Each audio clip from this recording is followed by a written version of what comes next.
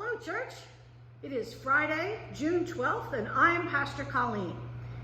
At the end of another week that has been filled with pandemics, protests, and pandemonium, I thought it was appropriate to maintain the alliteration and end the week with a little Pooh. Winnie the Pooh, that is. So from the Winnie the Pooh stories, we have the following. Pooh woke up that morning and, for reasons that he didn't entirely understand, he couldn't stop the tears from coming. He sat there in bed, his little body shaking, and he cried and cried and cried. Amidst his sobs, the phone rang. It was Piglet. "Oh, Piglet," said Pooh between sobs in response to his friend's gentle inquiry as to how he was doing.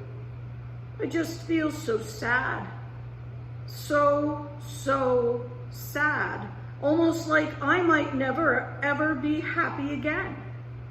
And I know that I shouldn't be feeling like this. I know there are so many people who have it worse off than me.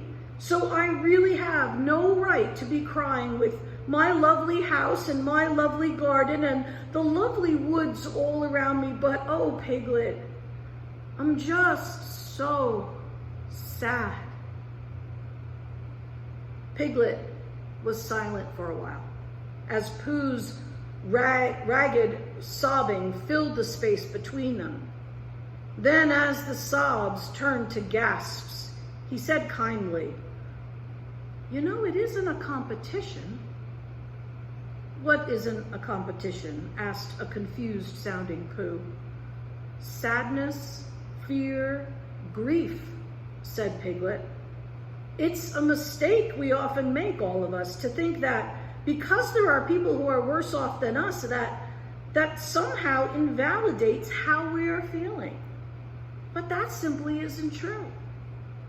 You have as much right to feel unhappy as the next person. And Pooh, and this is the really important bit, you also have just as much right to get the help you need." "Help? What help?"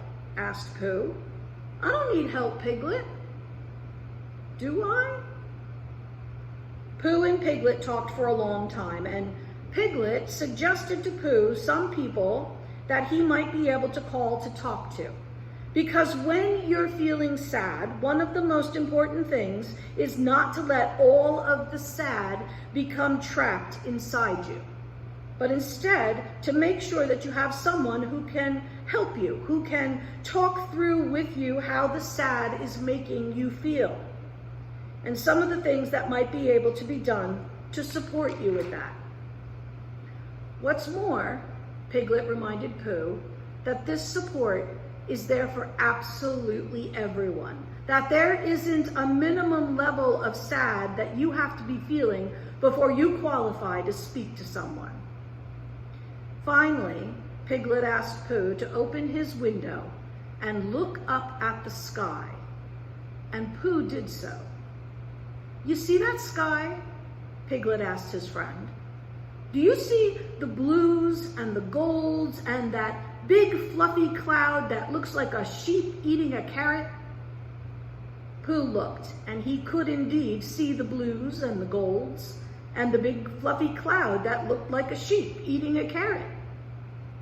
"You and I," continued Piglet, "we are both under the same sky. And so whenever the sad comes, I want you to look up at that sky and know that however far apart we might be physically, we are also at the same time together. Perhaps more together than we have ever been before. Do you think this will ever end?" asked Pooh in a small voice. "This too shall pass," confirmed Piglet. "And I promise you, one day, you and I shall once again sit together, close enough to touch, sharing a little smackerel of something under that blue gold sky."